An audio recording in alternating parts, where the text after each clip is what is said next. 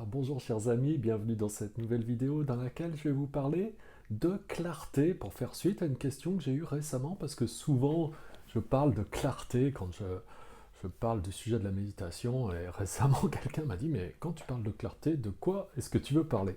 Alors je vais vous donner quelques explications à ce sujet là tout de suite maintenant, mais avant de commencer, eh bien, sachez que je propose en accès gratuit une méditation qui s'appelle enfin une méthode de méditation qui s'appelle la méthode de méditation ici et maintenant. Elle est en accès libre. Vous pouvez la télécharger en cliquant sur le lien qui apparaît là maintenant. De cette manière, vous êtes redirigé vers une fenêtre où vous avez juste votre prénom et votre adresse email à indiquer et vous recevez cette méthode gratuitement. Donc profitez-en. Voilà, donc quand on parle de clarté, bah, c'est simple. Parfois, que ce soit à n'importe quel sujet, vous pouvez dire bon bah, c'est clair pour moi ou c'est pas clair pour moi en fonction de ce que vous avez compris, de ce qu'on vous explique, ou de ce que vous lisez, ou de ce dont vous prenez connaissance. Voilà, dès lors que vous comprenez les choses, dès lors que vous reconnaissez les choses telles qu'elles sont, dès lors que vous avez une compréhension qui est juste, eh bien, vous parlez vous-même de clarté. Au niveau de la méditation, donc on parle de clarté quand on voit bah, les choses clairement, simplement. Parce que parfois on est très confus, parfois il y a tellement de pensées que ça crée comme un nuage. Et quand il y a un nuage, c'est un petit peu comme quand on est dans le brouillard. On ne voit pas, on peut conduire. Si le brouillard est très épais, on ne verra peut-être pas ce qu'il y a à 10 mètres devant nous. Parfois même, et ça peut être encore plus proche que ça, on ne voit pas ce qu'il y a juste derrière. Hein, et pourtant, derrière, il peut y avoir tout un tas de choses. Bien là, c'est la même chose quand on est très confus au niveau de son mental, qu'on est complètement entraîné par le mental et qu'on est envahi de pensées, on ne les voit même pas, ces pensées. Voilà, et on ne voit même pas ce qu'il y a en arrière-plan. Et bien là, c'est exactement la même chose.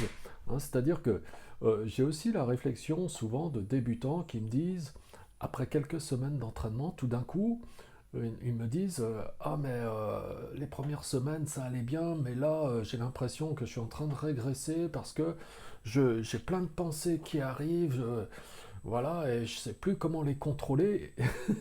Et les gens pensent régresser, mais au contraire, c'est le signe même, ça vient révéler que les personnes sont sérieuses et s'entraînent réellement et que la clarté se fait. C'est-à-dire que les gens sont capables de voir tout d'un coup leurs pensées. Et jusqu'à maintenant, elles étaient incapables de les voir. Elles étaient dans une espèce de brouillard. Il y avait tellement de pensées qu'elles ne les voyaient pas. Et maintenant, elles commencent à voir les éléments du décor. Vous savez, il n'y a pas longtemps, enfin il y a encore quelques années, j'avais un grand aquarium chez moi 120, 150 litres, je sais pas. Puis régulièrement, eh bien, je l'entretenais.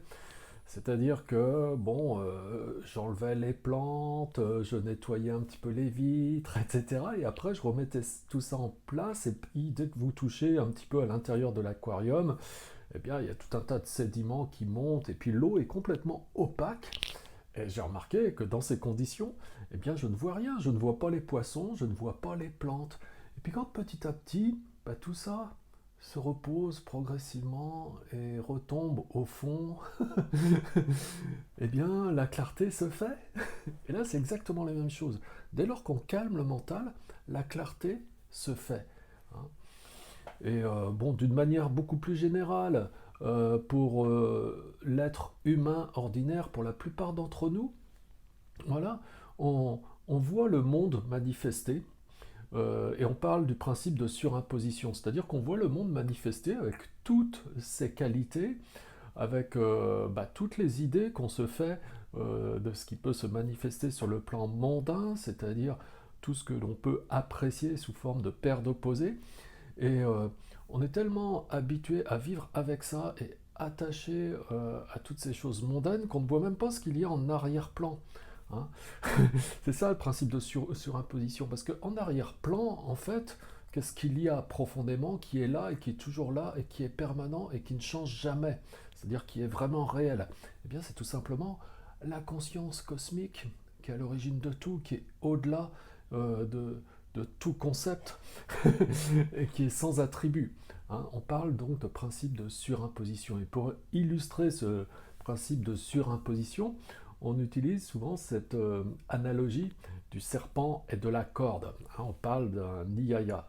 Niyaya, ce sont justement des analogies qui sont là pour aider à la compréhension, pour éclaircir le sens complexe d'une philosophie qu'on ne pourrait pas comprendre autrement si on n'utilisait pas ces métaphores. Hein, donc le serpent et la corde, c'est quoi?